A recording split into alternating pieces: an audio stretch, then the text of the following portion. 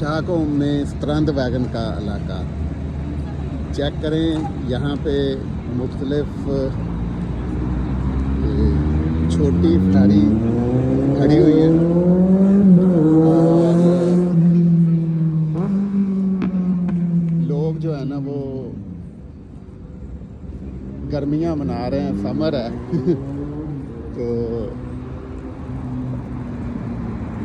ये इस साइड पे जो है वो ऑफिसेज हैं और ये ट्रेन चल रही है,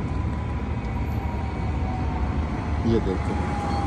और ये साथ स्टॉकहोम साइट सीइंग है। आगे मुख्तलिफ़ किस्म की छोटे जो है ना वो शिप्स हैं और उनके अंदर रेस्टोरेंट बने हुए हैं।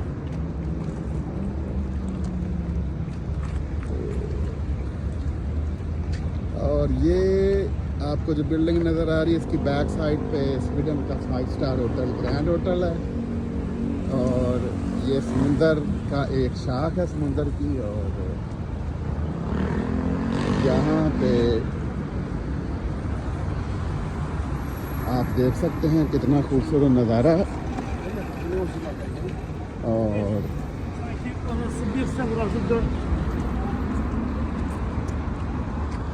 ये बहुत ही खूबसूरत जगह है। जो लोग स्टॉकहोम आना चाहते हैं उनके लिए तो ये विज़िट करने के लिए बहुत अच्छी जगह है स्ट्रैंडवैगन। और ये आप चलते जाएंगे तो ये ऐसे ही आपको नज़र आएगी।